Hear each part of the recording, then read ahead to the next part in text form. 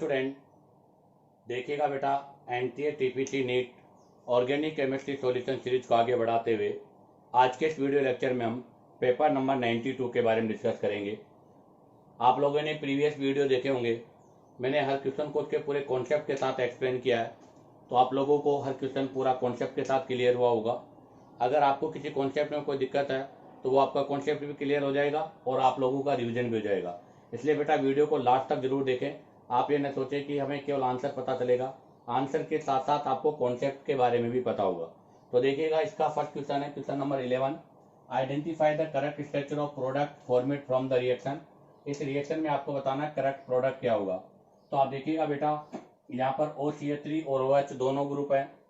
इनमें से अगर मैं प्लस एम की बात करूँ तो बेटा OH का प्लस एम OCH3 से मोर होता है और ये रिएक्शन है राइमर टीमान रिएक्शन।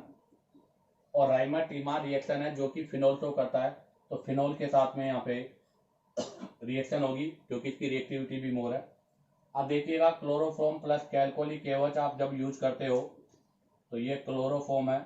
जब इसका रिएक्शन KOH के साथ हम यूज करेंगे तो KOH में से OH माइनस इस एसिडिक हाइड्रोजन को उठाएगा और यहाँ से हमारे पास Cl माइनस बनेगा, यहाँ से क्लोरीन हट जाएगा और CCl2, अर्थात ये इंटरमीडिएट कार्बन है, इसके साथ रिएक्शन होगा।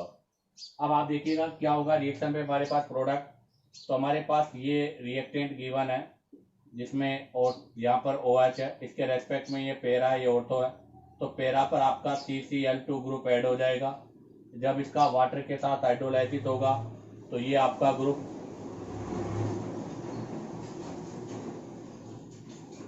जहाँ से एक कार्बन पर आपके 2 OH हो जाएंगे जो कि स्टेबल नहीं है, जहाँ से वाटर मॉलिक्यूल्स रिमूव हो जाएगा और ये आपके एल्डिहाइड में कन्वर्ट हो जाएगा। तो यहाँ से किसका फॉर्मेशन हो जाएगा, एल्डिहाइड का। तो ये आपका फाइनल प्रोडक्ट है। तो बताइएगा इस क्वेश्चन का करेक्ट आंसर कौन सा है। तो बेटा फर्स्ट आंसर आपका रॉन्ग है क्योंकि इसके रेस्पेक्ट में मेटा पर है, जबकि हमें पता है OH जो होता है ये आपका ऑर्थो पैरा डायरेक्टर होता है, तो आने वाला ग्रुप ऑर्थो और पैरा पोजीशन पर जुड़ता है। सेकंड में देखिएगा, इसके रेस्पेक्ट में पैरा पर है, करेक्ट आंसर होगा। आपका ये आंसर रॉन्ग है क्योंकि यहाँ पर OH ग्रुप ही चेंज हो गया, इसके रेस्पेक्ट में मेटा पर है, ये भी आपका रॉन्ग है। तो इसका करेक्ट आंसर होगा बेटा बी। अब देखिएगा next question number 12, CH3CN SnCl2 plus HCl water A, cerium oxide के साथ B, OH के साथ में लिया है C। आपको बताना है C प्रोडक्ट क्या है। Identify product C in the above reaction. तो देखिएगा, सबसे पहले आपके पास CH3C triple bond and cyanide है बेटा, और इसका रिएक्शन क्या है SnCl2 प्लस HCl। क्या होता है SnCl2 प्लस HCl, पहले उसका मैकेनिज्म बताता हूं मैं। SnCl2 plus 2 hydrochloric acid reaction करके SnCl4 में कन्वर्ट हो जाता है ये, और यहाँ से आपके पास 2 हाइड्रोजन अवेलेबल होते हैं जो रिड्यूसिंग एजेंट का काम करते हैं। तो यहाँ से 2 हाइड्रोजन आएंगे, रिड्यूसिंग एजेंट है। कंप्लीट रिडक्शन नहीं है बेटा, पार्शियली रिडक्शन है, और इसको हम स्टेफन रिडक्शन बोलते हैं, जहाँ से एक H इस पर लगेगा, एक H इस पर लगेगा। तो यहाँ से बनेगा आपके पास CH3CH double bond NH imine बन जाएगा। अब इसका हम यहाँ से वाटर के साथ हाइड्रोलाइसिस करेंगे, सेकेंड स्टेप में वाटर है। जैसे वाटर के साथ हाइड्रोलाइसिस करोगे यहाँ पर OH, तो यहाँ पर तो आपका क्या आ जाएगा, O आ जाएगा, और इधर आपके 2 H आ जाएंगे। तो यहाँ से मेरे पास जो है एसिटेल्डिहाइड का फॉर्मेशन हो जाएगा और साथ में अमोनिया। तो इसका मतलब A आपके पास एसिटेल्डिहाइड हो गया। अब A जो बना है उसका रिएक्शन करना है सीरियम ऑक्साइड के साथ। तो बेटा CH3C डबल बॉन्ड OH, इसका रिएक्शन करेंगे सीरियम ऑक्साइड के साथ। इट इज द आपका ऑक्सीडाइजिंग एजेंट है बेटा, ये आपका ऑक्सीडेशन का प्रोसेस करेगा विदाउट क्लीवेज। ध्यान रखना, ऑक्सीडेशन करता है और विदाउट क्लीवेज। ध्यान रखना, अगर KMnO4 होता तो वो विद क्लीवेज करता है, और ये आपका विदाउट क्लीवेज करेगा, विदाउट क्लीवेज ऑक्सीडेशन होगा। और इसके अंदर भी बेटा अगर CH2 मिथाइलिन ग्रुप है तो उसकी रिएक्टिविटी मोर होती है और CH3 की लेस होती है। तो इस कार्बोनिक कंपाउंड के रेस्पेक्ट में ये अल्फा है, तो ये आपका अल्फा मिथाइल है, इसका यहाँ से ऑक्सीडेशन होगा और यहाँ पर भी C डबल बॉन्ड O अर्थात कार्बोनिल का फॉर्मेशन होगा, अर्थात मेरे पास यहाँ से ग्लाइऑक्जेल का फॉर्मेशन हो जाएगा। ये बन गया B। अब जो ग्लाइऑक्जेल बना है उसका रिएक्शन बेस के साथ, अल्कली के साथ। तो आप देखिएगा बेटा, ये ग्लाइऑक्जेल है, इसको मैं से ड्रॉ कर देता हूँ। ये OH माइनस के साथ रिएक्शन करेगा, इसके पास कोई अल्फा हाइड्रोजन नहीं है, तो बेटा यहाँ पर आपका रिएक्शन होगा केनिजारो। कौन सा रिएक्शन होगा? Cannizzaro reaction. केनिजारो रिएक्शन के अंदर आप देखिएगा सबसे पहले क्या होगा, तो यहाँ पर आपका जो केनिजारो है ये एक रेडॉक्स रिएक्शन है बेटा, जिसमें एक का ऑक्सीडेशन और एक का रिडक्शन होता है। एक का ऑक्सीडेशन, एक का रिडक्शन। तो जिसका ऑक्सीडेशन होगा उससे एसिड और जिसका रिडक्शन होगा उससे अल्कोहल का फॉर्मेशन होगा। मान लीजिएगा इसका ऑक्सीडेशन हुआ है तो यहाँ से HCOO माइनस एसिड का सोल्ट, और अगर मान लीजिएगा नीचे वाले का आपका रिडक्शन हुआ है तो यहाँ से CH2OH का फॉर्मेशन हो जाएगा। तो एक का तो ऑक्सीडेशन होगा और एक मोल का क्या होगा बेटा? रिडक्शन। तो इसका फाइनल प्रोडक्ट सी होगा। तो बताइएगा इसमें कौन सा आंसर आपका राइट है? तो देखो फर्स्ट ऑप्शन आपका रॉन्ग है बेटा, सेकेंड ऑप्शन आपका राइट है। आप इसमें किसी भी कार्बन, किसी भी ग्रुप का ऑक्सीडेशन, किसी का भी रिडक्शन कर सकते हो, तो बी आंसर आपका राइट है। अब आप चाहो तो यहाँ से इसका स्क्रीनशॉट ले लीजिएगा। अब हम यहाँ से नेक्स्ट क्वेश्चन के बारे में डिस्कस करेंगे।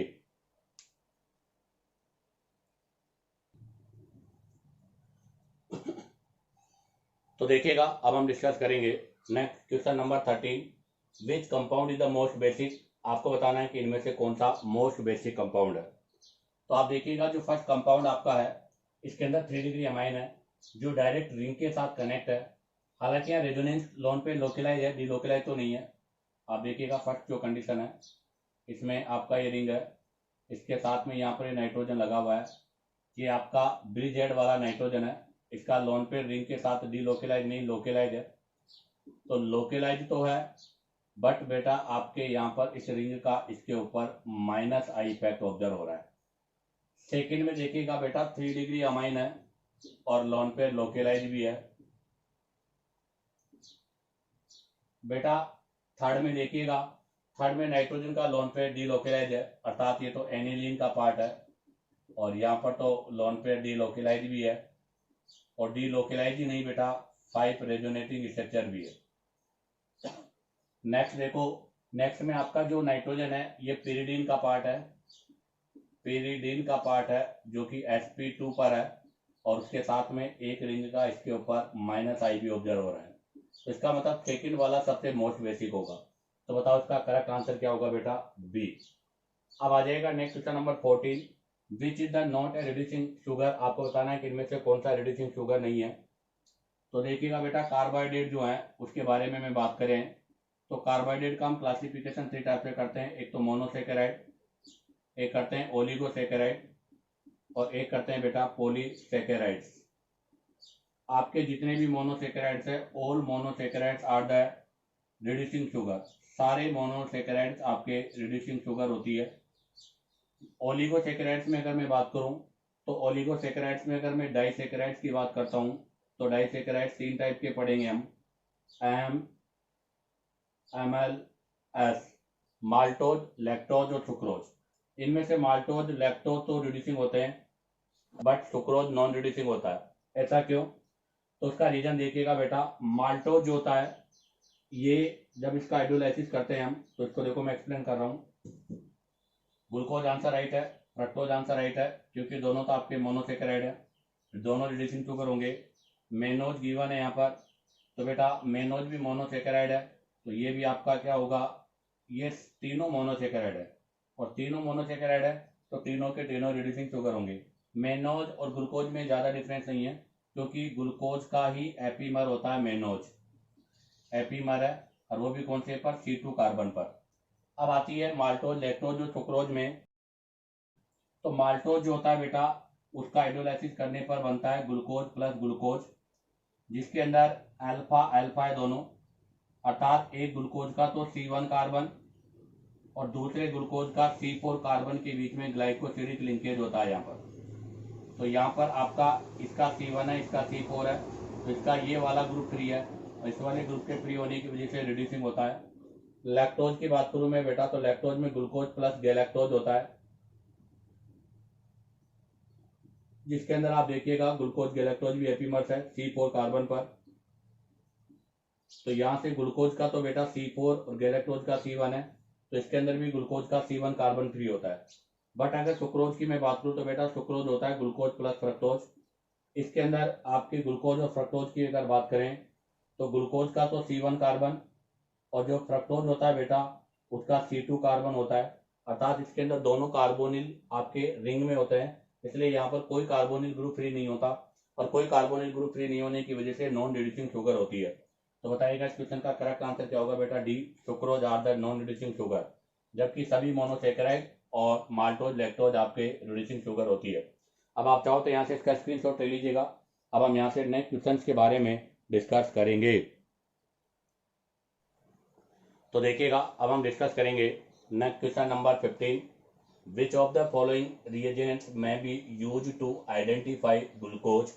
आपको बताना है कि इनमें से कौन सा रिएजेंट है जो ग्लूकोज के आइडेंटिफिकेशन के लिए यूज होता है। हमें पता है बेटा ग्लूकोज के अंदर एल्डिहाइड होता है, और एल्डिहाइड टेस्ट के अंदर ग्लूकोज की बात करेंगे हम। तो देखो बेटा, ग्लूकोज आपको पता है टॉलेंस रिएजेंट टेस्ट शो करता है। इसके अलावा अगर ग्लूकोज की मैं बात करूं तो ग्लूकोज आपका फैलिंग सॉल्यूशन टेस्ट शो करता है, ग्लूकोज आपका बेनिडक्ट सॉल्यूशन टेस्ट शो करता है। तो आप देखिएगा इसका करेक्ट आंसर है न्यूट्रल FeCl3। नहीं बेटा, neutral FeCl3 use for the phenol, phenol के आइडेंटिफिकेशन का टेस्ट होता है ये। क्लोरोफॉर्म प्लस एल्कोहलिक एवज, क्लोरोफॉर्म प्लस एल्कोहलिक एवज जो होता है बेटा वो तो 1 डिग्री अमाइन में डिफरेंशियल का मेथड है। NaHSO3 की अगर मैं बात करूँ बेटा तो ये आपके मतलब ये जो है NAR न्यूक्लियोफिलिक एडिशन रिएक्शन है, जहाँ पर हम सब्स्टिट्यूटेड कीटोन और एल्डिहाइड में डिफरेंस करने के लिए यूज करते हैं। तो इसका करेक्ट आंसर है बी, अमोनिकल सिल्वर नाइट्रेट, जिसको हम टॉलेंस रिएजेंट बोलते हैं। तो इसका करेक्ट आंसर होगा बेटा B. Next question number 16। What is the correct order of SN1 reactivity of the following alkyl halide. इन एल्किल हैलाइड में आपको SN1 का करेक्ट ऑर्डर बताना है। आप देखिएगा SN1 का मतलब क्या है, ये एल्किल हैलाइड है। सबसे पहले यहाँ पर से आपका लीविंग ग्रुप X रिमूव होगा, इंटरमीडिएट कार्बोकेटाइन बनेगा, इस पर न्यूक्लियोफाइल अटैक करेगा, RNU प्रोडक्ट बनेगा। तो आप देखो यहाँ पर इंटरमीडिएट कार्बोकेटाइन होता है, और इंटरमीडिएट कार्बोकेटाइन होने की वजह से रेट ऑफ SN1 के रेट की मैं बात करूँ जो directly proportional to stability of carbocation होता है। कहने का मतलब जितना ज्यादा स्टेबल केटाइन होगा रेट ऑफ रिएक्शन उतना ही फास्ट होगा। कार्बोकेटाइन की रिएक्टिविटी का ऑर्डर बेटा 3 to 1 होता है। उसमें सबसे पहले आपका आता है बेंजाइलिक, उसके बाद में बेटा एलाइलिक, और एलाइलिक के बाद में आता है 3 डिग्री, 3 डिग्री के बाद में 2 डिग्री, 2 डिग्री के बाद में 1 डिग्री। अब आप देखिएगा आपके पास जो यहाँ पर गिवन है उनमें से जो पहला है इसके अंदर हमारे पास जो बनेगा वो बनेगा PHCH2 प्लस, अर्थात आपके पास 1 डिग्री एलाइलिक बनेगा। सेकेंड में आप देखिएगा बेटा PHCH बोथ साइड आपका रिंग है, 2 डिग्री है और एलाइलिक बनेगा बेटा, दो साइड रिंग है, ध्यान रखना। नेक्स्ट वाले में भी आपके पास 2 डिग्री है बट दो साइड रिंग नहीं है बेटा, एक साइड आपका मिथाइल है।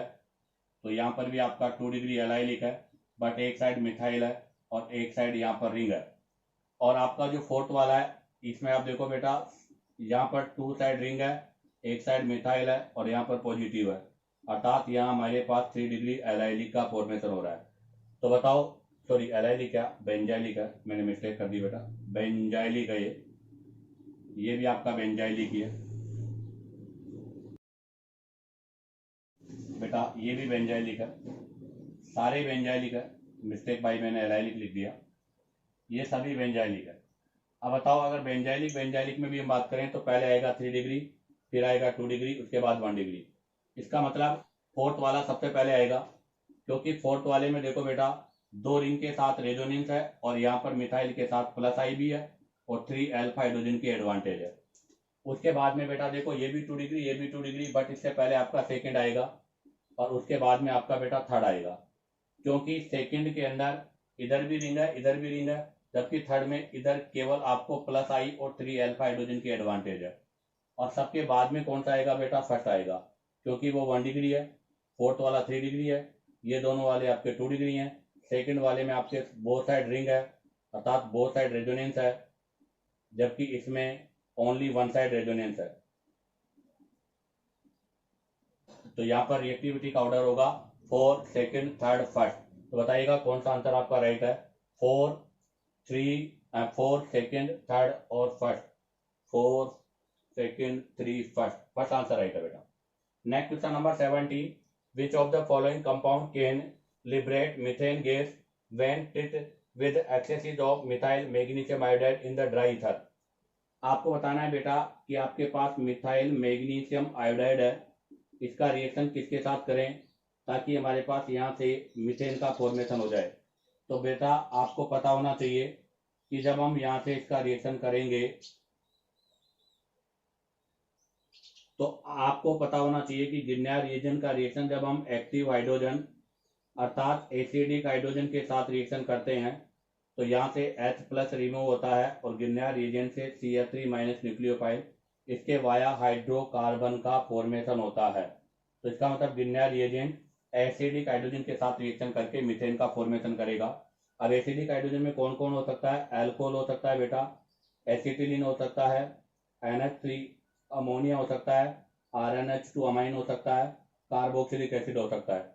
तब आप देखिएगा सबसे फर्स्ट में आपके पास क्या है? एल्कोहल। तो बेटा एल्कोहल का जब रिएक्शन करेंगे तो ये एसिडिक हाइड्रोजन है, इसके साथ में मीथेन गैस रिलीज होगी। आप देखिएगा सेकंड में ट्रिपल बॉन्ड है एसिटिलीन, यहाँ भी एसिडिक हाइड्रोजन है। आप देखिएगा यहाँ पर कार्बोक्सिलिक एसिड, यहाँ पर भी एसिडिक हाइड्रोजन है। इसका मतलब ए बी और सी इन तीनों में ही आपके पास एसिडिक हाइड्रोजन है। अतः इनके साथ जब रिएक्शन होगी तो यहाँ से हमारे पास H2 गैस यहाँ से हमारे पास मीथेन गैस रिलीज होगी। तो बताइएगा इस क्वेश्चन का करेक्ट आंसर क्या होगा? ABC। तो बेटा इसका सी आंसर आपका राइट है। आप देखो डी ऑप्शन में एल्डिहाइड है और एल्डिहाइड एसिडिक का पार्ट नहीं होता, इसलिए इसका आंसर ये नहीं होगा। अब आप चाहो तो यहाँ से इसका स्क्रीनशॉट ले लीजिएगा।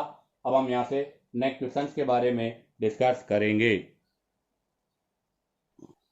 तो देखिएगा अब हम डिस्कस करेंगे next question number 18। Consider the following statement about the following two structure. आपको इन दोनों स्ट्रक्चर के बारे में करेक्ट स्टेटमेंट बताना है। आप देखिएगा बेटा सबसे फर्स्ट जो स्ट्रक्चर है उसके अंदर कार्बन कार्बन डबल बॉन्ड पर दोनों ग्रुप डिफरेंट है, यहाँ पर भी दोनों ग्रुप डिफरेंट है, इसमें भी है। तो इसका मतलब ये तो कंफर्म हो गया कि A and B are GI, दोनों GI है। A और B की अगर मैं बात करूं तो A वाले में देखो दोनों H अपोजिट साइड है, इसलिए A वाला ट्रांसपोजिशन है और B वाला सिस है।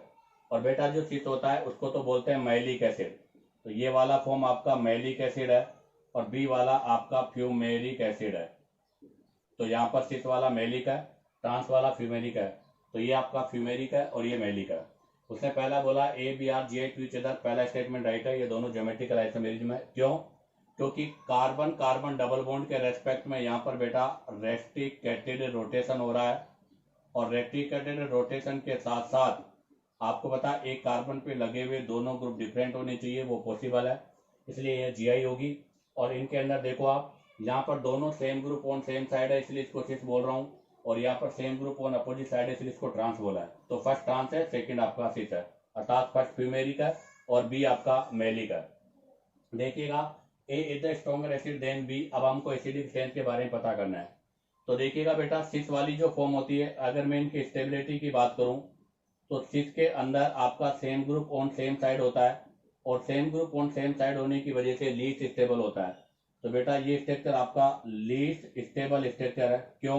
क्योंकि same group on same side more repulsion. तो यहाँ पर मोर रिपल्सन होगा और मोर रिपल्सन की वजह से लेस स्टेबल होगा, इसलिए बेटा ये इजिली लूज, इसलिए इजिली लॉस ऑफ प्रोटोन, इसलिए बेटा ये इजिली अपने प्रोटोन का लॉस करेगा और प्रोटोन का लॉस करके इजिली कॉन्जुगेटेड बेस बनाएगा। और बेटा यहाँ से जो कॉन्जुगेटेड बेस बनेगा उसको भी एक एडवांटेज है, इसके अंदर इंट्रामोलिकुलर हाइड्रोजन बॉन्डिंग हो जाएगी, इसलिए यहाँ पर इसका एसिडिक स्ट्रेंथ मोर होगा। इसका मतलब ये हो गया कि B is more acidic then A, जब किसी ने A को बताया, सेकेंड स्टेटमेंट आपका रॉन्ग हो गया। इस वाले में क्या दिक्कत है वो देखिएगा, यहाँ पर आपके सेम ग्रुप दोनों अपोजिट साइड है और सेम ग्रुप दोनों अपोजिट साइड होने की वजह से यहाँ पर लेस रिपल्सन होगा। बेटा क्या होगा? यहाँ से लेस रिपल्सन होगा और लेस रिपल्सन होने की वजह से मोर स्टेबल होगा। लेस रिपल्सन होने की वजह से मोर स्टेबल होगा और मोर स्टेबल होगा तो नॉट लॉस ऑफ प्रोटोन, ये प्रोटोन को लॉस भी नहीं करेगा। तो इसका मतलब सेकेंड स्टेटमेंट आपका रॉन्ग हो गया। थर्ड क्या कह रहा है? B can form anhydride easily, A does not. बिल्कुल राइट है बेटा। आप देखिएगा इसमें दोनों सिस फॉर्म में है और दोनों सिस फॉर्म में होने की वजह से जब इसको हम यहाँ से हीट करेंगे, आप देखिएगा ये सिस फॉर्म है, इसमें यहाँ पर आपका C डबल बॉन्ड OH है, यहाँ पर भी C डबल बॉन्ड OH है। जैसे इसको हम यहाँ से हीट करेंगे वाटर मॉलिक्यूल्स रिमूव हो जाएगा और इजीली रिंग का फॉर्मेशन पॉसिबल है क्योंकि दोनों सेम साइड है। जबकि आप देखो इससे अगले वाले में जहाँ पर ये दोनों COOH अपोजिट साइड है, इसलिए लो टेम्परेचर पर एनाइडाइड का फॉर्मेशन पॉसिबल नहीं है। तो इसका मतलब सी स्टेटमेंट भी आपका राइट है। तो बताइएगा इसका कौन सा आंसर राइट होगा। उसने करेक्ट स्टेटमेंट पूछे थे, तो फर्स्ट और थर्ड करेक्ट स्टेटमेंट है, तो सी आंसर आपका राइट है। Next question number 19, CH triple bond acetylene है, इस पर 2 मोल ऑफ HOCl का रिएक्शन कराना है, अर्थात इलेक्ट्रोफिलिक एडिशन रिएक्शन, और वो भी अकॉर्डिंग टू मार्कोनियोव रूल। तो देखिएगा कैसे होगा रिएक्शन। सबसे पहले आपके पास CH triple bond CH given है, इस पर फर्स्ट मोल तो OH माइनस न्यूक्लियोफाइल है, Cl प्लस इलेक्ट्रोफाइल है। फर्स्ट आप कहीं भी अटैक करा दीजिएगा, कोई दिक्कत नहीं है क्योंकि दोनों कार्बन सेम है। तो इस वाले पर तो मैं Cl ग्रुप जोड़ देता हूँ, इस पर मैं OH ग्रुप जोड़ देता हूँ। अब आप देखिएगा नेक्स्ट मोल हम यूज करेंगे यहाँ से कौन सा, HOCl का, जिसमें आपका सबसे पहले Cl प्लस इलेक्ट्रोफाइल अटैक करेगा। तो आप देखो जब यहाँ Cl प्लस अटैक करेगा तो दोनों कार्बन पे दो पॉसिबिलिटीज है। तो मैं यहाँ से आपके पास दो टाइप के केटाइन का फॉर्मेशन कर रहा हूँ बेटा। एक बार OH इस पे जोड़ा है और Cl यहाँ जोड़ा है, और सेकंड जो बना रहा हूँ उसमें इस पर जोड़ा है मैंने Cl ग्रुप को, ये केटाइन है। बताओ इन दोनों में से मोर स्टेबल कौन सा होगा। तो बेटा ये आपका मोर स्टेबल केटाइन है। ऐसा क्यों? क्योंकि यहाँ से OH का प्लस M ऑब्टेन हो रहा है। ये आपका मोर स्टेबल नहीं होगा बेटा, ये आपका लेस स्टेबल केटाइन होगा। ऐसा क्यों? क्योंकि यहाँ क्लोरीन का माइनस आई जो है वो डोमिनेंट है, क्योंकि हमें पता है बेटा क्लोरीन का minus I dominate the plus M. यहाँ पर माइनस आई प्लस एम से मोर डोमिनेंट है, वहां पर उसका प्लस एम है। यहाँ से आपका बनने वाला इंटरमीडिएट बाई रेजोनेंस, अर्थात यहाँ रेजोनेंस हो रहा है और रेजोनेंस के वाया ये मोर स्टेबल होगा। इसका मतलब ये नहीं बनेगा, ये वाला इंटरमीडिएट आपका फॉर्मेट होगा। तो इसी से हमारा नेक्स्ट प्रोडक्ट बनेगा। तो बताओ इससे हमारे पास यहाँ पर जो इंटरमीडिएट बनेगा वो क्या बनेगा। तो हमारे पास यहाँ से जो इंटरमीडिएट बन रहा है, अर्थात इसकी रिएक्शन से जो इंटरमीडिएट बनेगा उसमें एक क्लोरीन ऊपर एक क्लोरीन नीचे, डबल बॉन्ड CH, एक OH यहाँ लगेगा, एक OH यहाँ लगेगा, ये प्रोडक्ट बन गया। अब आप देखिएगा बेटा एक ही कार्बन पे 2 हाइड्रोक्सी ग्रुप स्टेबल नहीं होते, तो यहाँ से वाटर मॉलिक्यूल्स रिमूव हो जाएगा और हमारे पास यहाँ पर Cl2CH C double bond OH aldehyde का फॉर्मेशन हो जाएगा। इसका फॉर्मेशन हो जाएगा बेटा एल्डिहाइड का। तो बताओ इसका नाम क्या हो गया। तो दो क्लोरीन है इसलिए क्या बोलेंगे, डाइक्लोरो। तो ये तो हो गया डाइक्लोरो, और ये क्या बन गया आपका, एल्डिहाइड का पार्ट बन गया, एसिड एल्डिहाइड का पार्ट। तो बताओ इसका करेक्ट आंसर क्या होगा। तो बेटा फर्स्ट ऑप्शन आपका रॉन्ग है, सेकंड आपका रॉन्ग है, थर्ड आंसर राइट है, डाइक्लोरो एल्डिहाइड का पार्ट हो गया। अब आप चाहो तो यहाँ से इसका स्क्रीनशॉट ले लीजिएगा। अब हम यहाँ से नेक्स्ट क्वेश्चन के बारे में डिस्कस करेंगे। अब डिस्कस करते हैं हम next question number 31, which of the following correct for the E2 elimination in chlorocyclohexane. आपको क्लोरोसाइक्लोहेक्सेन गिवन है बेटा, ये साइक्लोहेक्सेन है, इस पर ये क्लोरो है, इसकी दो फॉर्म गिवन है A एंड B। आपको बताना है इसमें से E2 एलिमिनेशन के लिए कौन सा स्टेटमेंट करेक्ट है।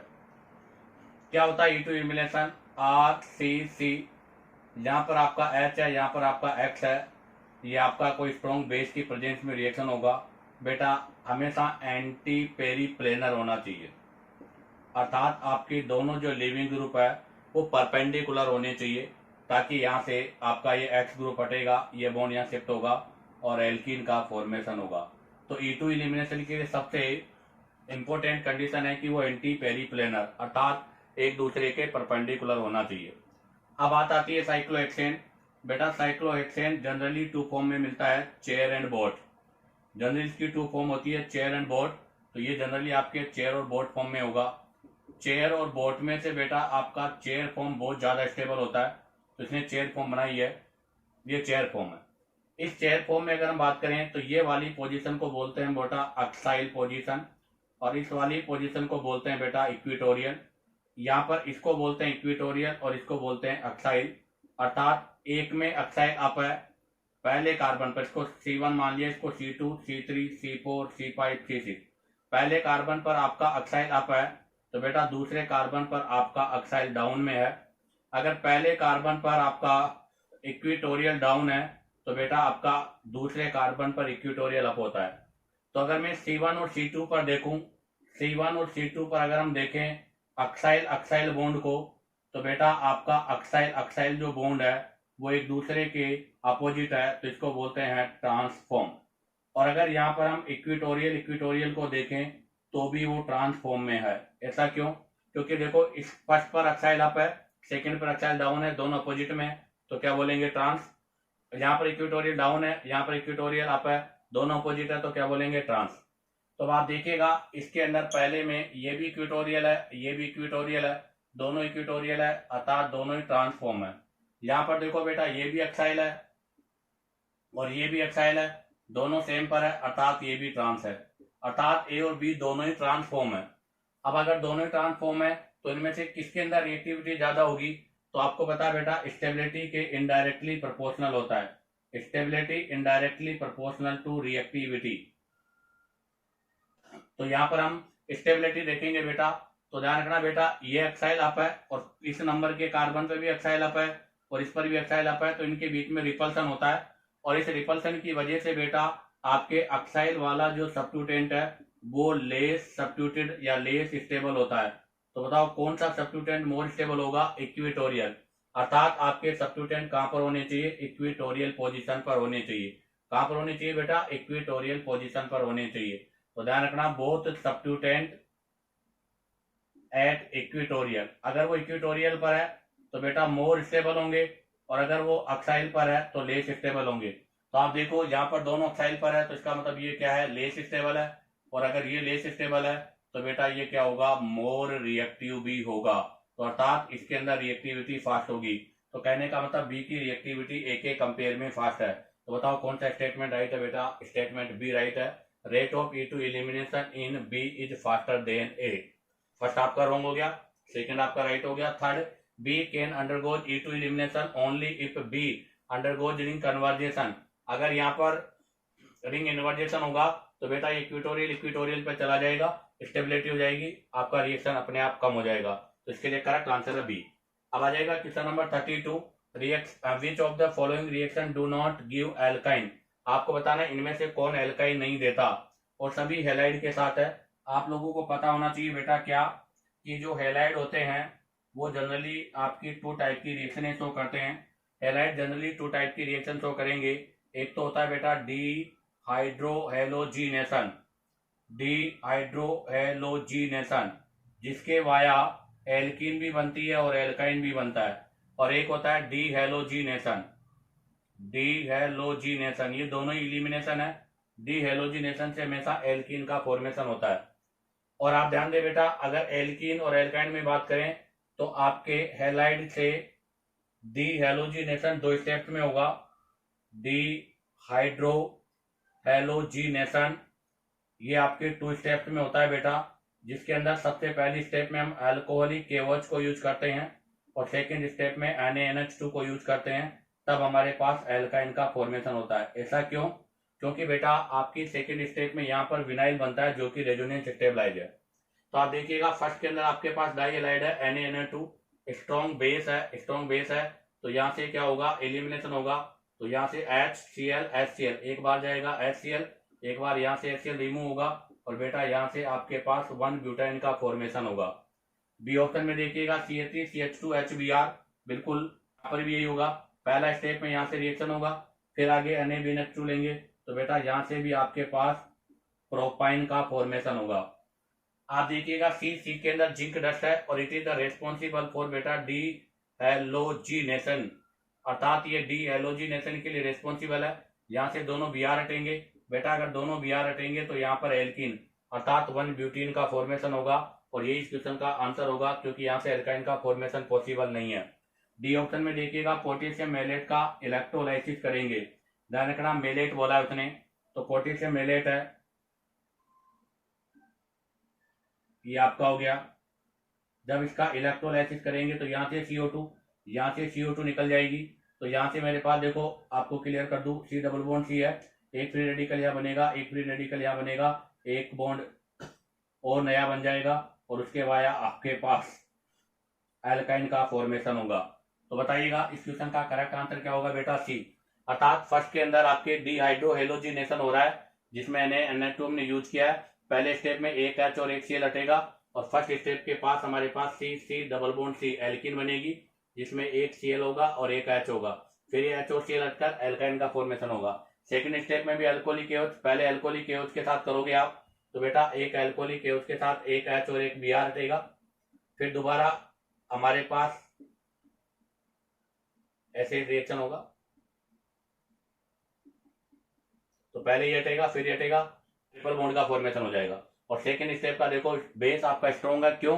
क्योंकि यहाँ पर जो हमारे पास बीच में बनेगा वो बनेगा C डबल बॉन्ड C और यहाँ पर आ जाएगा Br। अब आप देखो ये विनाइल हैलाइड है जो कि रेजोनेंस स्टेबलाइजर। जिंक जो होता है डीएलोजिनेशन के लिए रिस्पॉन्सिबल है, तो यहाँ से एल्किन बनेगा और पोटेशियम मेलेट में जब इलेक्ट्रोलाइसिस करेंगे CO2 निकलेगी तो एक न्यू बॉन्ड का फॉर्मेशन होगा, इसलिए इसका करेक्ट आंसर है C। अब आप चाहो तो यहाँ से इसका स्क्रीनशॉट ले लीजिएगा। अब हम यहाँ से नेक्स्ट क्वेश्चन के बारे में डिस्कस करेंगे। तो देखिएगा अब हम डिस्कस करेंगे next question number 33, which among the following is a copolymer of nylon 66। अर्थात आपको नाइलॉन 66 के मोनोमर बताने हैं। तो देखो बेटा इसके नाम से क्लियर है 66, अर्थात इसके जो दोनों मोनोमर होंगे उनमें नंबर ऑफ कार्बन 66 है। दूसरी बात, इसे हम पॉली एमाइड भी बोलते हैं क्योंकि यहाँ पर एमाइड लिंकेज का होता है, तो हमें डायरेक्ट लर्न होना चाहिए नाइलॉन 66 का। तो बेटा एक तो होता है इसका एडेपिक एसिड, एक तो होता है इसका adipic acid CH2 C double bond OH, अर्थात 4 5 6 कार्बन है इसमें, plus hexa methylene diamine CH2 whole 6 NH2। तो ये होता है बेटा एडेपिक एसिड और हेक्सा मिथाइल डाइअमाइन। इनके बीच में यहाँ से N मोल वाटर का रिलीज होगा, अर्थात it is the part of condensation polymerization. Condensation polymerization का पार्ट है। कोपॉलीमर इसलिए बोल रहे हैं क्योंकि दो डिफरेंट यूनिट है, यहाँ से वाटर मोलिक्यूल्स रिमूव होगा और यहाँ से वाटर मोलिक्यूल्स रिमूव होगा। इसके वाया आपके पास C double bond O CH2 whole 4 आएगा बेटा, उसके बाद में C डबल बॉन्ड O, फिर यहाँ पर आपका NH2 CH2 होल 6 और उसके लास्ट में NH, और ये आपके पास हो जाएगा। आप देखो कौन सा बॉन्ड है, एमाइड, इसलिए इसको पॉलीएमाइड भी बोलते हैं। तो बताइएगा इस क्वेश्चन का करेक्ट आंसर क्या होगा बेटा, C adipic acid hexamethylene diamine. अब आ जाएगा next question number 34, the below mentioned structure is an example. आपको बताना है ये स्ट्रक्चर किसका एग्जांपल है। तो बेटा डायरेक्ट लर्न होना चाहिए। ये स्ट्रक्चर आपका बायोथोनोल का है, जो कि आपके किसका पार्ट है बेटा, एंटीसेप्टिक का पार्ट है। तो it is the part of antiseptic. तो बताइएगा इस क्वेश्चन का करेक्ट आंसर क्या होगा बेटा, D। इसी का करेक्ट आंसर होगा D। इसी के साथ आपका ये NTA TPC NEET organic chemistry solution paper number 93 complete होता है। उम्मीद करता हूं कि आपको वीडियो पसंद आया होगा, क्योंकि मैंने हर क्वेश्चन को कॉन्सेप्ट के साथ एक्सप्लेन किया है। यदि आपको वीडियो पसंद आया हो तो बेटा वीडियो को लाइक, सब्सक्राइब और शेयर करो, ताकि आप लोगों के पास न्यू नोटिफिकेशन आता रहे।